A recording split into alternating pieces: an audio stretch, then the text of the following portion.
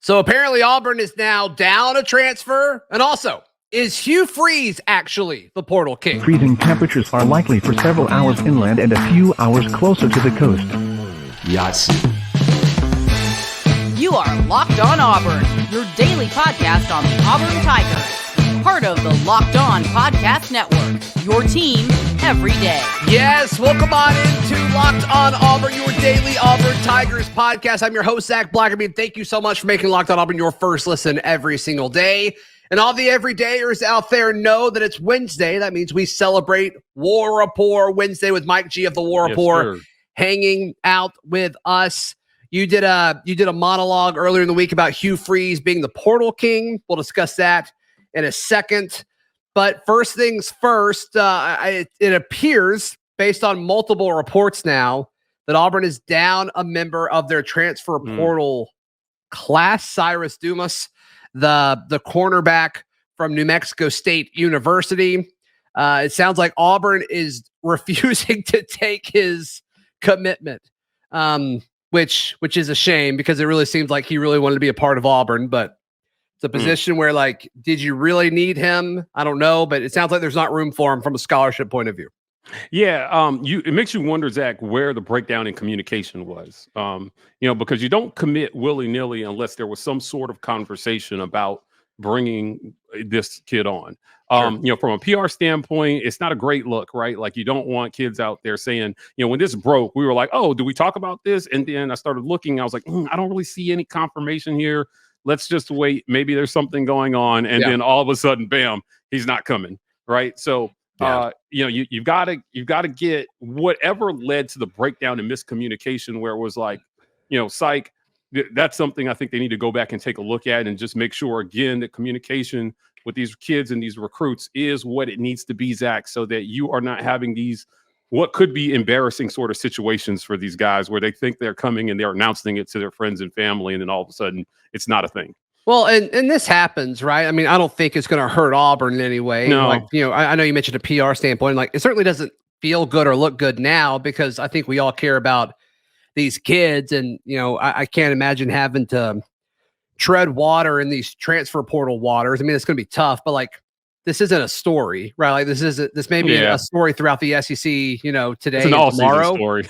But like that's it, Yeah. right? That's it. This is still a 20-man transfer portal class, and Auburn still has a scholarship, so maybe they have somebody else in mind for it. Right. Maybe there's grad transfer situations down the road, and they just kind of want to hold it and see what happens. That's kind of it.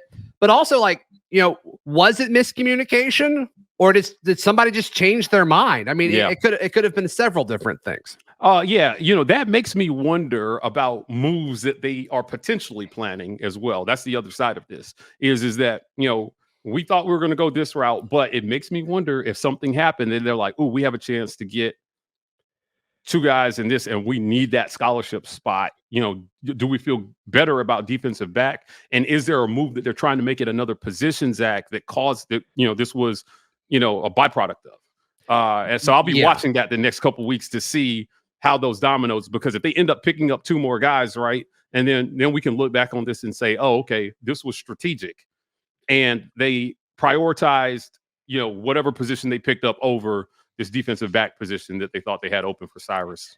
Yeah, do you think they caught wind of a grad transfer situation where it's like, all right, I'll be done in June or July, whenever their academic institution kind of sets all of that? That's what it feels like to me. And while I hate it for Dumas, I think he's a fine corner. I don't know how much he would have played, but I think he was a fine corner. I think he would have made the roster better, sure. Does it make more sense when you talk about like the upside of what this could potentially be? And it's like, I'd rather have the upside. I'd rather have the upside and the uncertainty of all of this. And I also kind of like the situation of going into the fall with a scholarship just in case. Right. Just in case something happens and somebody graduates at the end of the summer and you want to throw it to somebody. I like the upside that having this little bit of freedom with this grad transfer era that we're about to venture into. I like what that represents more than the fifth or sixth corner on your roster. Yeah, absolutely. I mean, honestly, the defensive back room was not one I was super worried about going into the season. So, if they were picking him up, obviously you would feel like they felt like this kid maybe either bolsters that position or has a chance to come in and compete for a spot. But if or you he's a don't need backup it, this year, he could start next year. Is kind of the argument I was making for him. Yeah, but if you don't need it right now, and there are more pressing areas of need, and you want to save that scholarship, I'm all for that strategy. You just want to make sure that on the front end that everybody is being communicated with in a way that they're comfortable with, and that you're doing right by everybody involved in the process. Yeah. So that's a shame. I mean, it sounds like my favorite thing about him is like he really wanted to be at Auburn. Yeah, that's where I feel bad, right? Yeah. Kid really wanted to be here. Now he's being told, sorry, you may want us, but we don't want you. That stinks. Yeah, because I think there was a quote. I talked about it when we did the reaction show for him. I think it was on 3. I think it was at Auburn Live, where they talked about, he like scratched and clawed to be here. Now he's finally here. And it's like, man, like I was really rooting for the kid. And that opportunity doesn't appear to be there anymore, according to multiple reports. So stinks. But the cornerback room, like you said, is fine, right? There's 5 guys that I think you feel really good about. Barring injury or, somebody has to move to nickel for one reason or another. They should be good there. They should be good there. So before we move on to other topics, Mike G, your initial reaction to the other 2 guys that Auburn got over the weekend, the edge from Liberty, Steve Sings. Yeah. And I think the pretty dynamic wide receiver in Shane Hooks, the former Jackson State wide receiver. What were your reactions when Auburn landed both of those guys? I love the viral clip that's going around with Hooks making the one-handed catch. The Odell Beckham kind of showing off pure athleticism. Hugh Freeze has talked over and over again, Zach, about range at the wide receiver position, range and catch radius. And, it's exciting to see them sign a guy who there is immediate and like obvious evidence about him out there displaying the sort of catch radius that Hugh Freeze says is important in this league. So super excited about Shane Hooks. He's going to come in and compete. And, if he picks up the system, I expect that anybody who comes in with pure athleticism and looks like they can just go out there and be a playmaker is going to have a chance to play early and often. Yeah, and can't coach 6'5" either. I mean, that's right. Combination of him and shorter makes this wide receiver room so much better. So much better. Yeah. What about Sings? Right. Yeah. So I think that this singing. Wait, we got to get in. We got those 2 dad jokes in before the end of the pod, right? But the idea here with Sing is the same as when we talked about McLeod a few weeks ago. In reanalyzing that situation, I just think it shows the emphasis that Hugh Freeze is putting on making sure that they shore up that jack position. Yeah. I think Sing is an obvious candidate to play there, and having guys, the bodies there that you feel like can contribute immediately, rotate in and out, and provide consistent pressure from the jack position to Ron Roberts' defense is going to be super important. So I like this pickup. I think that Hugh Freeze, what I loved about what he's done in the portal so far, Zach, is that they really are attacking areas of need. And that sounds like a real basic thing to say, but man, just not stuffing the roster with warm bodies who you feel like are good athletes, but really being choosy and diligent and meticulous about the guys that you add to make sure they fit your culture, that they fit what you want to do, and that they fill an immediate area of need for your team. I think Hugh Freeze has done a good job. Sing is going to be, hopefully a contributor there. But, in terms of what they need, I love the pickup. Well, I mean, how many years have we gone into the offseason like, wow, they really need to address offensive line, and they really need to address wide receiver, various other positions, and it just hasn't been done for like the last half decade. It just hasn't been done. And all of a sudden, Hugh Freeze comes in here and finds a way to do it. But yeah, the jack linebacker situation, hopefully they can generate pressure, and hopefully now they can carry a tune. Yeah, absolutely. That was a bad joke. I'm so sorry.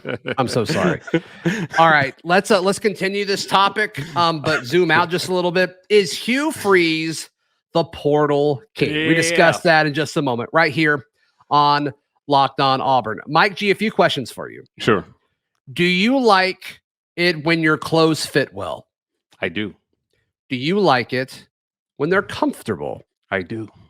What about when they have some versatility to them? Versatility is always a good thing, Zach. That's what I'm saying.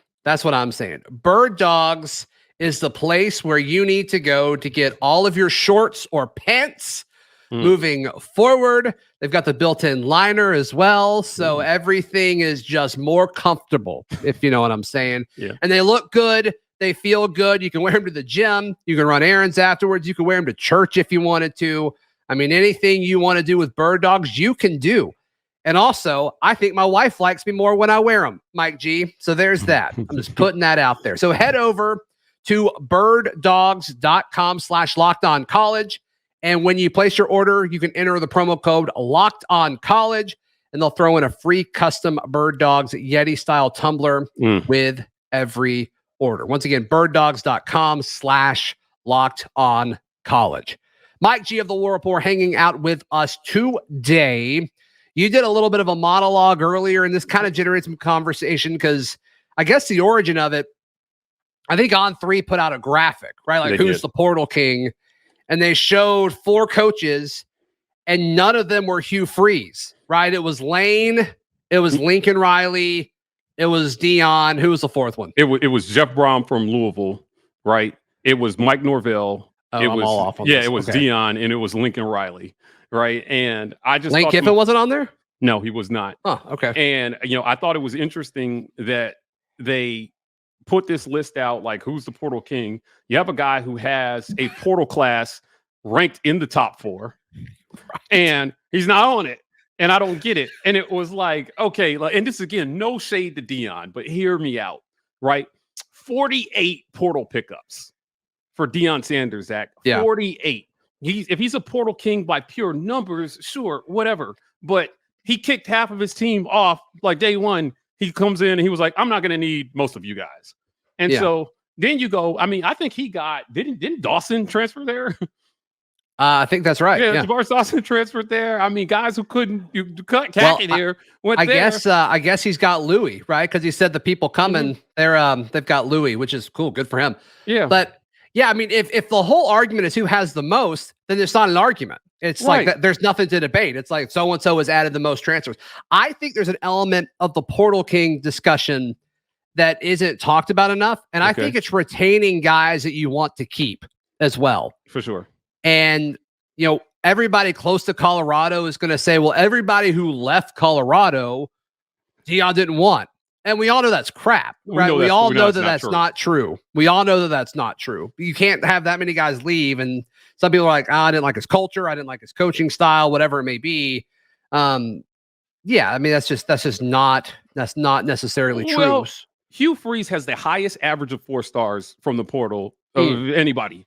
Say it again. Right now. Say it again. He has the highest average of 4-star talent from the portal of everybody out there, man. How are you leaving him off this graphic? I don't know what the bias is over at On3. I really don't. I get it's the offseason. If you're clickbaiting people, whatever, maybe they knew Auburn fans would respond. I just thought it was completely ludicrous that you could put something like this together and completely ignore the job Hugh Freeze has done in the portal. He's done a fantastic job, Zach. And you know what? He had it's not like he didn't have talent. Like some talented guys walked off this team, right? And he replaced. So it wasn't like he has been very, I think, intentional about. Mike G, I'm trying to ask this without being disrespectful. Sure. But I'm going to do it anyway. And I just hope you trust where I'm coming from is a good place. Sure. So the talented guys that left, as far as like the guys that have an impact when they left off of this team, who are they? Oh, I mean, when I say talented, I don't mean like, they had some great impact, right? Okay. But we know they had talent. Like, they weren't talentless guys. So like guys like Landon King who left. Yeah, I believe Landon King to be a talented guy. But, from what I was told, he was informed that he would not have much of a role here, right? And so I like that honesty with the players. If you don't have a plan for them, let them go, right? And I think that there was a judicious process on Hugh Freeze's part about who to keep and who to let go. Sure. And for Deion, it was just like, well, we let go half the team. We got to get guys in. I like the job that Norvell has done in the portal. I think he's done an amazing job when you look at their class. So it's not like I'm shading anybody who's ranked in and below. I just don't know how Hugh Freeze is not at the top of the conversation for Portal King when you look at the guys that he's brought in versus some of the talent that was easily picked up by other schools. Right. So, and that's what I mean. Like, it wasn't, these weren't, like, some of these guys will play where they're going. I believe Landon King has a chance to play at Utah. They're moving him back to tight end, supposedly. Yeah. Right. I just think, man, he let talent go and he brought talent in, and Deion just let a bunch of guys. He didn't have a choice. Over 50% of your roster you had to pick up in the portal. That's crazy. Yeah, I don't know why people are praising that. I don't know why either, right? And again, I knew when I did that rant that it was going to sound like I was throwing shade at Deion, and I kind of am. You can. I think that's okay. Yeah, but ultimately, to reward that as if it's some feat, but then leave Hugh Freeze out of the conversation, that's willful ignorance, in my opinion. Right? It's not based in any reality. And then when you go and look, I didn't get to see On3's portal rankings, but almost every other site that ranks the portal has Hugh Freeze ranked in the top 3 or 4. I think On3 has us at 2. Yeah, like what? How do you? No, they got us at 5. They got us at 5. Yeah. Okay, so maybe they're in their view.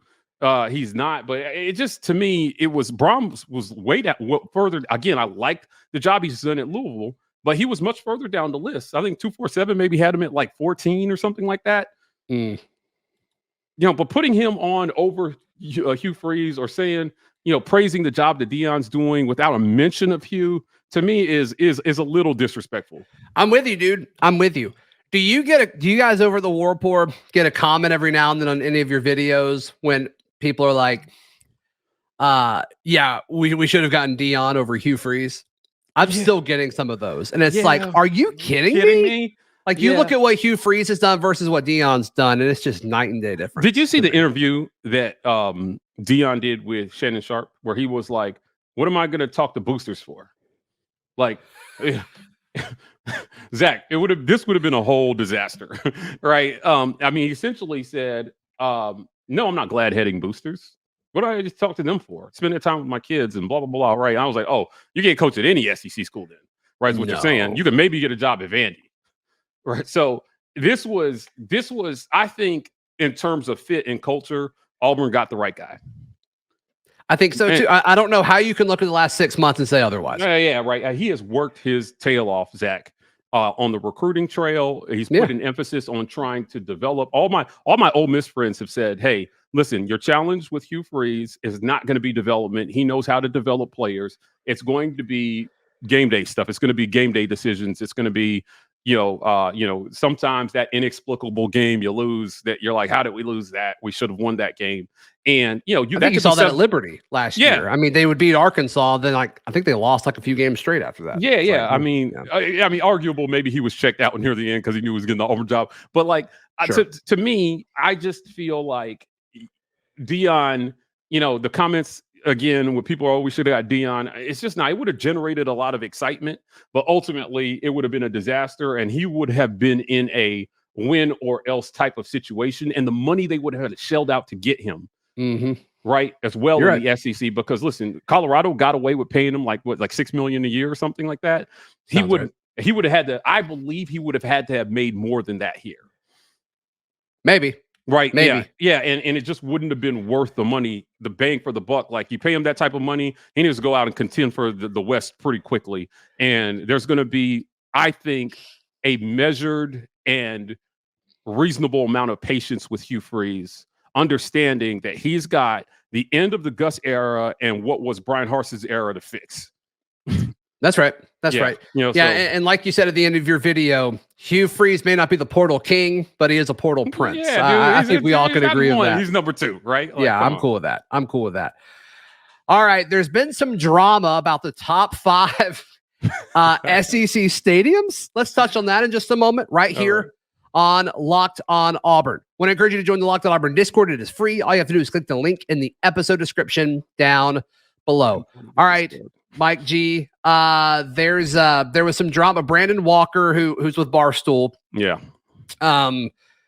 He kind of went after Georgia, saying that Sanford Stadium is not a top 5 stadium. Right. And his argument, which is valid, I think it kind of got buried with some of the pushback, but his argument is Georgia's never beaten somebody at home because of their like home field advantage, right? That was kind of the point that he was making. And he said that LSU is better than Georgia Stadium, Auburn's better, A&M's better, Tennessee's better, and the Swamp were his top 5. And I agree with him. I think Auburn, I think Tiger Stadium is in its own tier. Then I think after that, you've got Auburn and Gainesville. And I don't know if I want to put College Station up there. They're I don't. There's a bunch of them. Yeah, it's massive. Yeah, Auburn's won a lot there.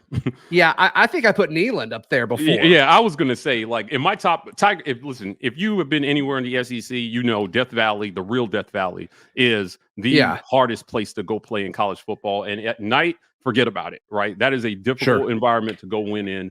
I literally one year they tried to turn the bus over with Tuberville's family in it after the game, bro. Like, I don't know what to say about those guys down there. They're built different. It is a wild environment. After that, I would have Neyland. Like, listen, Tennessee has a raucous environment, and especially now that they're good again. Yeah, guy, they have the most annoying fight song, and they make sure you know how annoying it is by how loud and often they play it. Back in the day when we would play NCAA on PlayStation, oh my God, I got so sick. All my friends who played with Tennessee, I eventually was not friends with. The worst fight song, fortunately, though, is not in the SEC. It is Clemson's. Yeah. That delayed end thing, like, like nails on a chalk. And it's like, stop it. Stop it. Get terrible. So you got Neyland. I believe you have Jordan-Hare after that, right? And the Swamp may be interchangeable. Again, if you haven't been down to Gainesville to see what it's average, not just the crowds, the way they built the stadium. It's built kind of below. People are close to the field. It's loud, close. Right? And then at the end of it, like, listen, if you want to throw Georgia in on the back end of the top 5, like whatever. Brian Denny, maybe, who knows? I just think I don't think so. I don't think Brian Denny is like a big home field advantage. They're just good. They're just good. Nick Saban complains about their crowd all the time, leaving early. Now they did build up the stadium to add more seats because in the last 10 years they've gone over 100,000 seating capacity.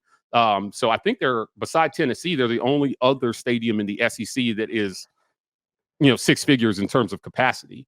And they got the light show going on there, right? Like, so, all these schools have worked to try to create an environment. But man, when you talk about what's happening on the plains, I think that Auburn versus Texas A&M says everything that it needs to say. I'm with you. Right? Battle of the bottom. And they created a championship environment out of one of the worst seasons in Auburn history in the last 50 years. Come on, man. Right, that is a top 5 environment in the SEC, hands down. Like I said, it's close between Florida and Auburn. But talk to any player, Zach, they'll tell you we hate going to play at Auburn. That's right. Consistently, we hear that during when people ask, "What's it like to play at Auburn?" It's like, dude, that is a hard place to go play, right? And you just don't hear that about Bryant Denny, right? Alabama is hard to play, sure. But is the stadium hard to play in? I don't know, man. No, their fans, like an Alabama home football game to me seems like a business meeting almost, where it's like they're like, yes, good job, first down, good job, good job. Okay, but when you come to Jordan-Hare, it's like you just got a bunch of people just screaming their tails off, and they just it's great. It's great. The Hedges or whatever they got at Sanford Stadium, like I said, this is not a bad football environment, if you ask me, right? The blackout thing that they do every once in a while is really cool. Right. I think that people got offended thinking because we're national champions, you have to rate us the best at everything because we win national champions back to back, baby. Yeah, you want a national championship because you're more talented than everyone else. Not because you you're home 1 million 5-stars. Yeah, right. Right. But ultimately, it's a tough place to go play. But it's the SEC. There are other tough places to go play. And whether you win or not there is beside the point in terms of how tough it is to play there. Sure. Mike G, how can people love you, hear you, watch you, support you, all that stuff? Listen, we have some content coming for you guys. Heather Dinich joined the show on a building report, talk about her shade of the wide receivers. Great conversation with Heather. And we've got some more stuff coming with Mr. Cole Kubelik. You definitely don't want to miss this content, man. SEC Media Days is coming in a couple months. We're going to be providing lots of great content there. So make sure you subscribe on YouTube, follow us on Twitter, all the social media platforms. The War Rapport. You can find all my written work at auburndaily.com, and we will see you tomorrow. This has been Locked On Auburn.